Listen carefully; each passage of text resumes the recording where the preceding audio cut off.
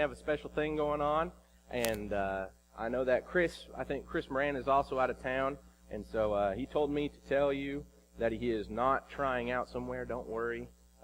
He didn't want anybody to get the wrong idea about that. He has been gone quite a bit lately, but he has just been booked with a lot of things. So I appreciate the opportunity that I have to come and speak to you, and on a topic that to me is a very important one, because I've been touched by people who have done this so much in my life.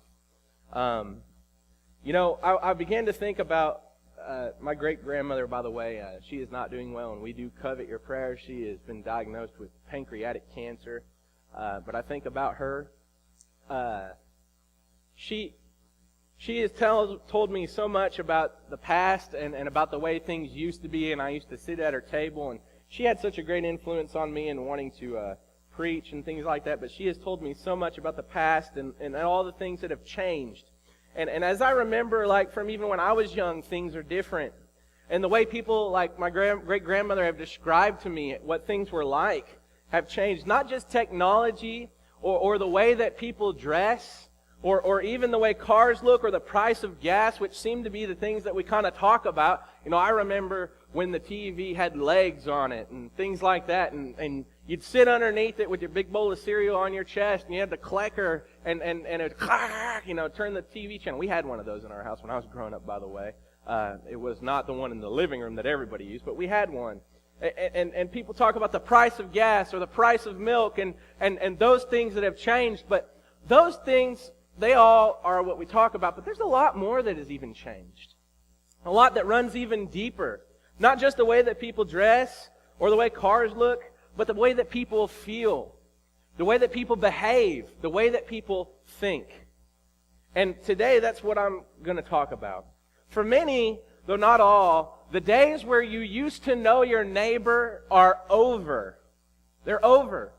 I remember when I was growing up, and this is going to be strange for some of you younger kids than me, and I'm not an old guy by any means, but I remember going to my neighbor's house and asking to borrow a cup of sugar. I remember going over there and asking to borrow some milk for whatever we needed. And we had a good relationship, and they would come over and borrow stuff from us. Some of you may still have that, but I guarantee if you still have that, you probably lived next to your neighbors for a very long time. I would not venture that many of us, however, do that type of thing anymore. That we don't go over and ask our neighbors for a cup of sugar. That we probably talk to them very briefly, if at all, maybe when we need to mend a fence, or maybe when, we see them in the driveway and it's really awkward because you don't want to make them feel like you don't like them or anything, and you just want to be, a little courteous, like, hey, how you doing? Your day going well? Saw you mowing the lawn yesterday. That may be the gist of our conversations. But we just don't have this neighborly mentality like we used to. I remember hearing stories about neighborhoods and having this identity of a neighborhood together, and how my parents would tell me about, the neighborhood just isn't what it used to be. It isn't what it used to be. And I don't think it's that, the neighborhoods are just going downhill because of crime or anything like that. I think we are changing. We're changing. So what has taken its place? Because often this doesn't happen, like I said. We just don't go next door and ask for a cup of sugar. And to use some words that maybe, you might not be as familiar with, I would say that there is much less collectivism, which basically means a concept of a group taking priority over an individual, a neighborhood, let's say, taking priority over one person in the neighborhood, and much more individualism, where the individual, the one person, takes priority over everything else. There's an emphasis in individualism. Let's see if this rings a bell maybe and how you might feel. Individualism, three things kind of come to mind in what I've read up on for this lesson that really come to mind in taking priority over the collectivism. And you can just take that as being the polar opposite, okay? They're antonyms. The first one is self-reliance. The second one is privacy. And the third one is self-interest. In other words, I try to break this down to make it real easy to just give you something to take home with and maybe chew on is, you mind your business and I'll mind my own. You keep your stuff over there, I'll keep my stuff over here, and when we have to shake hands, we'll shake hands, but if we don't have to, better. And that's kind of the way that I feel our society has drifted. And it's not that this is wrong, it's just different, and I feel like we haven't integrated our faith into it quite well. Maybe this is why we have a hard time sharing the gospel with others.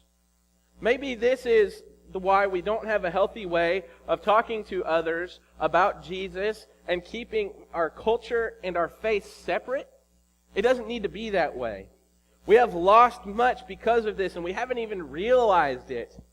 And it's not that we're not caring about it. It's not that we really just are lazy or anything like that. It's just we don't notice. We're just trying to be like everybody else. One of these things that we've lost, and I guess you can kind of probably tell by looking at your bulletin what I'm going to talk about, is hospitality. And that's our theme for the month. If you've been following the themes on the calendars, everyone has been really good. And this month is choosing hospitality. Now, hospitality is that thing that I was talking about that has impacted me a whole bunch. And maybe that's why I really enjoy hospitality. It's not just because, it's a fun topic to preach on, because it's kind of difficult, honestly. And I know that for some people, this is a really easy topic. It comes second nature to you. Maybe it's your talent. And maybe this doesn't offend you, but for others, it becomes really tense because you start talking about how people need to use their homes. How people need to not be so private. And that makes them really tense. But hospitality for me has been something that has impacted my life greatly. I remember when I first went off to Freed-Hardeman University. And while I was there, we had some friends of the family that opened up their home to me and let me stay there for 2 weeks. See, I'd never visited the campus before. I don't know why I hadn't, but I just hadn't. And I went out there and I started going to school, but for 2 weeks before school started, they opened up their home to me, and I was like a member of the family. And they were friends. We knew people. They had a tie to my home congregation in California. And one of the ladies actually was the secretary of the Bible department there. And so, it was really nice to have that relationship that kind of drew me there. But at the same time, I didn't know anybody at all. And they opened up their home to me, and they let me stay there for several weeks as I kind of got acclimated to the culture and the environment, because I'd never been outside of the West Coast area. I'd been to Nevada, California, and Arizona, and that was about it. I'd never been to the South before in my life, and I was in for a big shock. And then while I was there, I'd made several friends, and my family didn't have the money to bring me home on certain short holidays a lot of times, because it was expensive just to fly home on a holiday to begin with. But to go home for like a week when you're on spring break, or when you're on fall break, or whatever it is, and you're having Thanksgiving, I didn't go home for Thanksgiving for my entire 4 years I was there. Every year except for one, somebody invited me home with them and shared Thanksgiving meal with me. I felt like a part of their family. It was nice. It was something that, a person like me who was traveling really through, I didn't have a whole lot with me. I was somewhat of a vagabond, so to speak. I was taking it where I could and just going places wherever I could, put my head down for that night. I was doing it just so that I could stay in school there. But people made me feel at home. I never felt homeless. I never felt like I didn't have a place to be. And even though I might have missed my family, I might have missed my mom's cooking or my grandmother's cooking, I might have missed those types of things, I never felt like I didn't have a Thanksgiving, because people showed hospitality toward me. Hospitality is defined as the friendly and generous reception and entertainment of guests, visitors, or strangers. And like I said, this may be a tense topic for some, but for others, it's just second nature. Entertaining others may be your gift. It's so wonderful because God has blessed you. But for others, it takes practice. It takes stepping out of your comfort zone.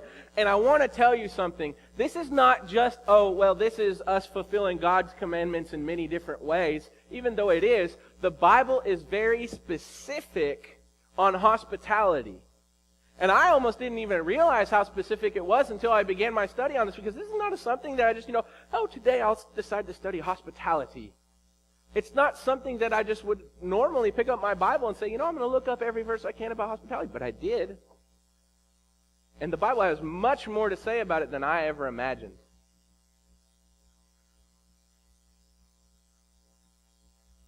This is a skill that you may have to learn.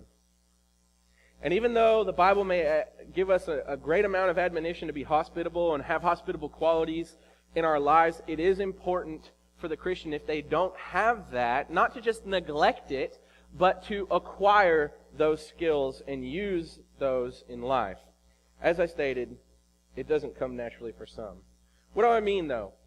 Well, it may make you uncomfortable, and it may not just be opening up your home. It may just be friendships or opening up to people, period. There's a lot of reasons why we may not be willing to make friends, or maybe we want to shut people out of our lives for many different reasons. And I begin to think about, why would somebody not want to bring somebody into their home? Or why would somebody not want to become a friend with somebody? And I've tried to think of the many reasons today why that might happen. And I wrote down a few, and I just want to give you 10, and these may not be ones that affect you, or maybe ones that you struggle with. But these 10 things, and they're just for you to think about for now. I know you probably won't remember them, but that's okay. These 10 things, I think, are reasons that there are afflictions of the heart as to why we may not open up to others. The first, I don't want or need another relationship in my life. I don't want or need another relationship in life. Number 2, I'm too busy for you. Number 3, I really don't like this person. Number 4, we have nothing in common, it'll be weird. Number 5, they get on my nerves or they're very awkward. Number 6, there are other more profitable relationships for me to pursue. Number 7, they have offended me even though it wasn't on purpose, and because of that, I don't want anything to do with them. Number 8, they have offended me on purpose, and I don't want to make it right with them. Number 9, I just want to be with my family. I don't want anybody else in the equation. Number 10, they make me feel guilty, responsible, or accountable for things that I don't want to deal with. And this is not an all-inclusive list, but these are the ones that I feel that I've seen, maybe ones that I've even struggled with in my own life, and I hope that these may affect you in some way when you begin to think about it and just have a revealing of your heart. Maybe you don't struggle with any of them. Great. But these feelings are not what I would describe as hospitable, or even general friendliness. But I would say that these are the root of many of our hearts in rejecting hospitality if we do. So today I want to ask you 3 questions about hospitality. The first one may be an obvious one. What does the Bible have to say about hospitality? I told you it said a whole lot. We're going to go over a little bit of it today. The second one, who should hospitality be shown to? And the third one, how can I fulfill this requirement of hospitality today? So what does the Bible say about hospitality? Go ahead and turn your Bible to Hebrews chapter 13. Hebrews chapter 13. This verse in the book of Hebrews was one that my mom quoted to me quite a bit, and I never really thought about it until this lesson. I was like, man, I remember Mom saying that all the time. Hebrews chapter 13. We'll start in verse 1. Let brotherly love continue. Do not neglect to show hospitality to strangers, for thereby some have entertained angels unawares. Remember those who are in prison, as though in prison with them, and those who are mistreated, since you are also in the body. These 3 verses have a lot to say about how we should treat others in just a very short 3 verses. But in Hebrews chapter 13, this is where the writers are just making their final concluding remarks. They've had a lot to say so far, and it's almost like a list of just things to remember. These are admonitions. These are commands that we are to follow. And after reading this, it's not the only admonition in here to be hospitable, but it is in there. And it gives you even a reason. It says, sometimes when you're hospitable, you don't even realize it, but you may have entertained angels unaware. Now, the word angel just means messenger. And I don't know for sure if it's talking about heavenly beings, which I personally don't suspect it would be, but I would assume that it's meaning you have entertained men who bring the message of God unaware. And maybe even encouraged them by doing so. When I began to think about this, I began to think about all the people who do things out of inconvenience, or maybe just it's not an easy time to be kind when things get difficult. And I know that it's hard, but these are the people that we see for just a minute. They're not necessarily even the people that we invite into our homes, but these are the people who we show kindness to for just a minute, and then they pass on. And you might not even know where they're going. It might not even came up. You might not even know where they came from. You might not even know what faith that they are. But you still showed the love of Christ to them, and you still were kind to them. I'm going to say something here about Matt. And I'm going to brag on him. Don't tell him this, Leah. I'm going to brag on Matt for a minute because he's not here. I saw him do something one time, and it was one of those times where you're like, that was really cool. That was really cool. I was driving, and Matt, I don't think, knew I was behind him. I had just come through, and I saw him leave out the parking lot, and I thought I could catch him, so I pulled into the parking lot, and he was headed down towards that road over there. I can't remember. All right. So down that road towards over there where Cindy and them all live on, and he was headed that way, but they were paving this road over here, and it was really hot out. It was really hot out. And I'm following behind him, and he doesn't know I'm behind him. And I was kind of trying to get his attention, see if he'd look in the rearview mirror, like, hey, you know. But he's not. And he starts stopping, and I thought, well, he's going to stop here, and they had the sign-up guy, you know, the guy who stands over here, and then he twists the sign, slow, stop, you know, you can go on the other side, and they have people with the walkie-talkies telling you so you can get on one side of the road. And Matt stops when it says slow, and I'm thinking, what is he doing? Oh, he's talking to this guy over here. Next thing I know, he's pulling out a bunch of waters, and he's just passing them down to these guys who are working in the heat of the sun. And he's handing out cold waters to every person that he passes by. And I thought, man, that is just really neat. How nice. What a good gesture. I would have never thought about that. Yeah, I'd say hi to him. I'd be kind to him and nice to him, you know. But I wouldn't have given them water. I didn't think about it. And that's what I mean. We don't think about it. Maybe it just doesn't come natural to us. And Matt might have never known. Some of those people may have been, you know, people who bring in the message of God. They may have been angels bringing that message of God. Maybe they're a preacher. Maybe they're a deacon or an elder at some congregation. He doesn't even know. And he's just saying, hey, I'm the preacher up here at Woodlawn. I just wanted to bring y'all some water.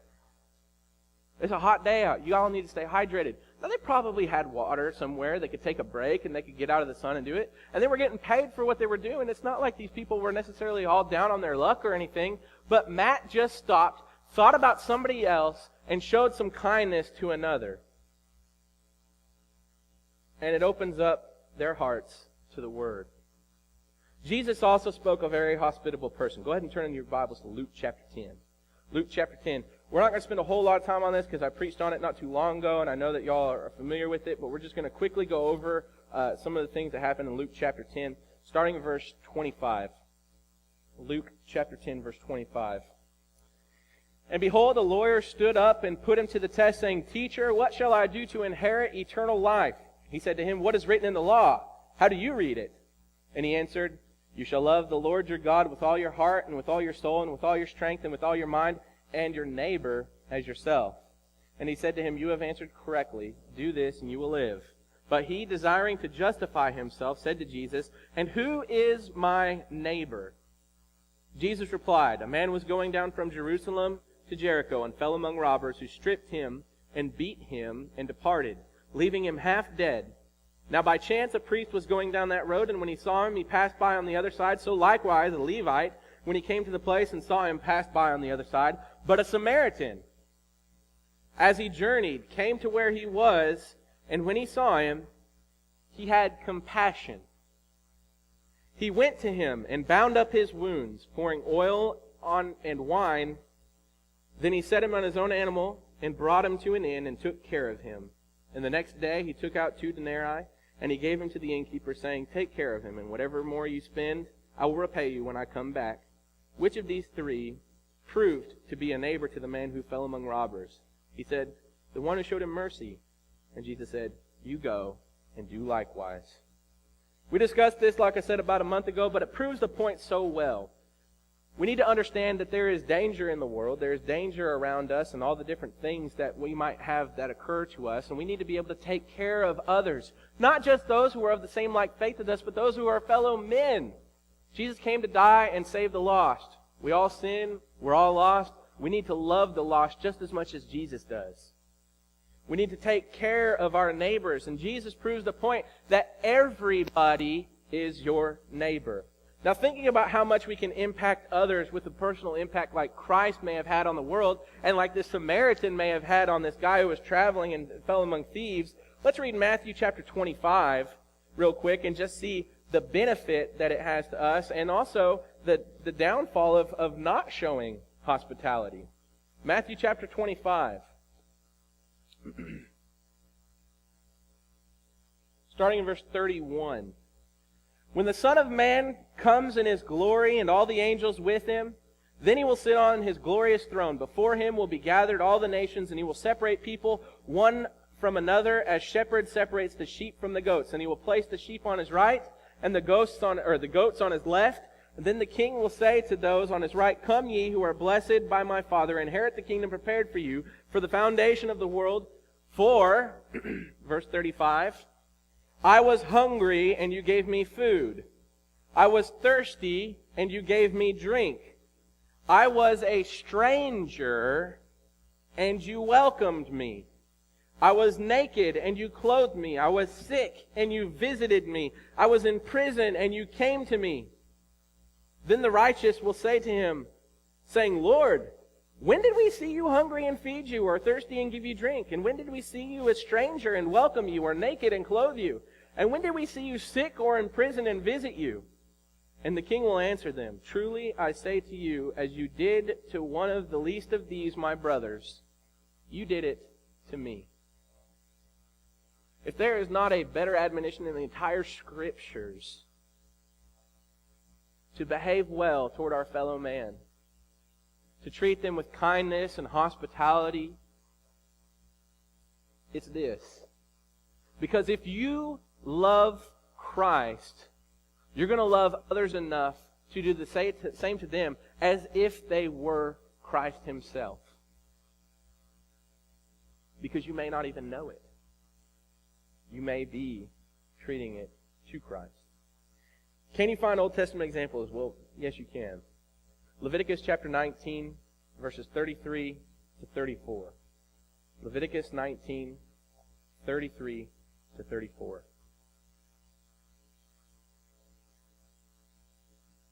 "When a stranger sojourns with you in your land, you shall do him no wrong. You shall treat the stranger who sojourns with you as a native among you, and you shall love him as yourself. For you were strangers in the land of Egypt. I am the Lord your God." When I think about this, and I think about the Old Testament example that God's giving, and He's trying to show His people how to live their life in a manner that is pleasing and acceptable to Him, I see a God who hasn't changed in the New Testament. This is still the type of thing that He wants. He appeals to their history. He says, "Look, you were in Egypt." And He may be taking back to the time when they were slaves, or the time that they actually opened into their land and gave them food when they were starving from famine. But I think it doesn't really matter. Because what He's saying is while you were there, you learned what it was like to be a stranger in a foreign land. You may have learned what it was like to be a stranger in a foreign land when somebody welcomed you and showed you hospitality, and you also understand what it's like to not have hospitality shown to you. You need to show hospitality to others because that's what I want you to do. And it goes on to talk about, even a few verses back, how they ought to treat one another in their own land and their own kind with hospitality in Leviticus chapter 19, verses 9 through 18, which we're not going to read today. But you can go back and you can look at that again. The Old Testament also contains a very interesting story of kindness and humility, and most importantly, hospitality.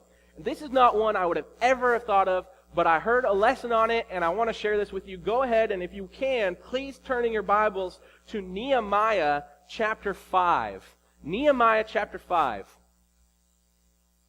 In the book of Nehemiah chapter 5, we have something going on here. God is renewing His people. And in order to do this, He raises up Ezra to renew the people spiritually, and He raises up Nehemiah, who we're familiar with as the cupbearer and the guy who rebuilds the wall, to rebuild or to renew His people and lead them in this great, hard work that this renewal will require. And Nehemiah ends up being governor over an area here. And in verse 14 of chapter 5, this is what it says about him. And this is really interesting. You've got to pay attention to the little details here, okay? Moreover, from the time that I was appointed to be their governor in the land of Judah, from the 20th year to the 32nd year of Artaxerxes, the king 12 years, neither I nor my brothers ate the food allowance of the governor. Okay? Remember, they did not eat the food allowance of the governor. The former governors who were before me laid heavy burdens on the people and took from them for their daily ration 40 shekels of silver for their daily rations. Okay?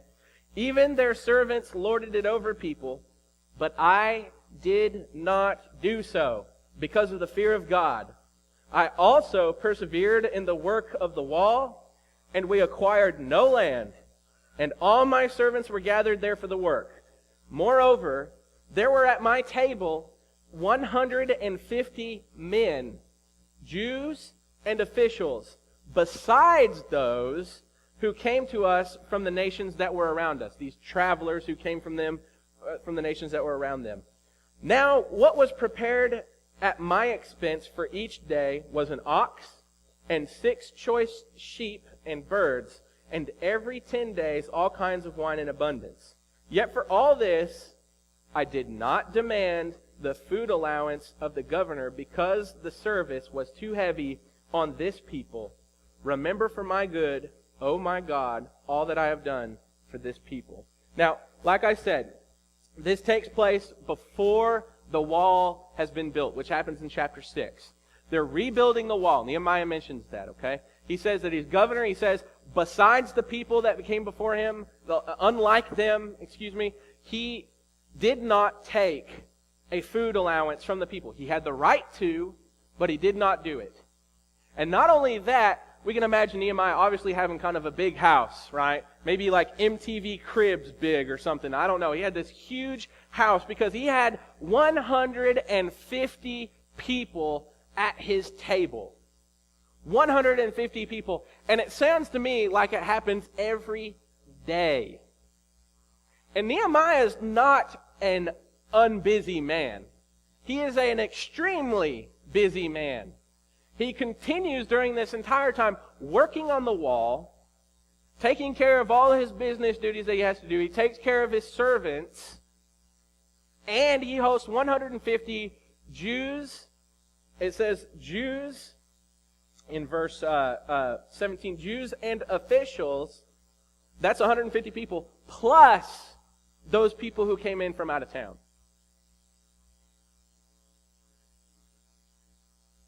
And he paid for it all himself. He was a very busy man, and he made sacrifices in order to be hospitable. Yes, he was blessed with much. But as Matt has been talking about in his lessons on stewardship lately, he used what he had. He used what God gave him and blessed him with to glorify God. Especially when it wasn't very convenient or profitable. I'm sure people would have understood if he said, hey, I'm just too busy right now. We're rebuilding this wall. I can't really have people at my house. Sorry. Or, it's really an inconvenient time at the moment. We haven't cleaned up. We have people over at our house every night. It's been crazy. I'm sorry. We can't have any guests tonight. We need a night off. But he didn't. And he paid for it all. And he didn't do it with taxes, which he could have. I bring up this biblical account to encourage you, not to say that you have to, have 150 people plus at your home, or you have to, have an ox and a bunch of birds, every day. That's not my point. My point is this, is that it is a lot of times very convenient for us to say something, it's just not a good time. Things are busy. The house is a mess. We've had stuff going on all the time, and just to put off hospitality when you have an opportunity to share the glory of God and to share our blessings with others. But it's more about what we do with what we've been given that matters than people worrying about their housekeeping or worrying about whether or not they have too much to do at that point in time. When I think about all these things, the one thing I want to kind of close with before we get on to our final two questions, which are very short, is there was a book that I read a while back. My father-in-law suggested it to me. It was a really good book by a guy named Gene Getz called The Measure of a Man. And The Measure of a Man is about the qualifications of elders and how that should apply to everybody. Because if this is what God sees as a man worthy to lead his church, whether or not we desire that position, we should aspire to be like them. We should aspire to have those qualities in our life, whether or not we want the position. So I say that to preface this, to talk about the fact that in the qualifications for being an elder, hospitable is mentioned twice. It's mentioned once in Titus, chapter 1, verse 8, and second in 1 Timothy chapter 3, verse 2, as a qualification of being an elder. And if that's the case, along with all the other things, that's something that we should all aspire to, because that's what God sees as somebody worthy to lead his church. That's what we should want to be like. We should want to be like that. The second question that I want to ask you about today is a very short question, because it's probably already been answered in your mind. Knowing the commands of Jesus and the parable that we discussed earlier on the Good Samaritan, the question is, who should we show hospitality to? And the answer is everyone. Everyone. It doesn't matter who. It doesn't matter if we have a grudge. It doesn't matter if we don't know them. We should show hospitality to everyone. And we should not treat them like a foreigner, but like one of our own family members. Finally, the third and inevitable question is, how can we show hospitality today? And if you've listened to the sermon, the answer is easy. Scripturally, we should show hospitality. We can do it by the book. Now, we may not have an MTV Cribs-like house where we can have 150 people, like I said, but we can open up our homes one to another, entertain when needed, be friendly, helpful, supportive, Christ-like, and we can go against the nature of our current culture, which says we need to be private, we need to let them do their business and us mind our own, and be different like Christ calls us to be. Maybe just inviting another family out to get to know them better, maybe inviting somebody over for dinner, maybe hosting somebody who needs a place to stay, like a poor college student who doesn't have a place to go home to on Thanksgiving, or maybe just, showing up and being friendly even at church. Maybe that's where we're struggling. Maybe we just need to show up to a potluck. Maybe we just need to show up for somebody's, shower or anniversary party or anything else that we have going on here at the church building, even a devotional. There are lots of things that we can do to show hospitality towards others. It's practically speaking, when you think about all this, you just have to make the choice. And that's why I like the themes that we've had. Each one is choosing something. Choosing something. So this month being choosing hospitality, I want you to think about the fact that all you have to do is kind of like Nike says, just do it. Choose to be hospitality. It may not be natural to you, it may not be easy, and it may not be something that you want to do, but you need to work on it. When I think about what we read in Romans chapter 12, verses 9 to 13, Chris read that earlier, it talked about seeking to show hospitality, and that's the challenge I want to leave you with today. I don't want you just to choose to be hospitable. I want you to seek the opportunities to be hospitable, to be charitable to others, to show love and kindness. Let us remember this, that if we want God to be hospitable to us, to open up His home to us, to feed us, to clothe us, to have mercy upon us, we must seek to be obedient to His commands. And that includes hospitality toward others. This is one of the many ways that we need to seek to show our love to our neighbor as ourselves. This morning you may be struggling with that. You may be struggling with a whole bunch of things. But if you're struggling, you can make it right with God. You can ask for the prayers of the congregation if you need to. Maybe you need to put on Christ in baptism and be baptized in the watery grave of His baptism and be resurrected just as He was, having hope of eternal life. We have the waters ready for you right now if you need that. If you need to come forward for any reason, we want to show our hospitality to you and extend the invitation and make you feel like one of our own as we stand and as we sing.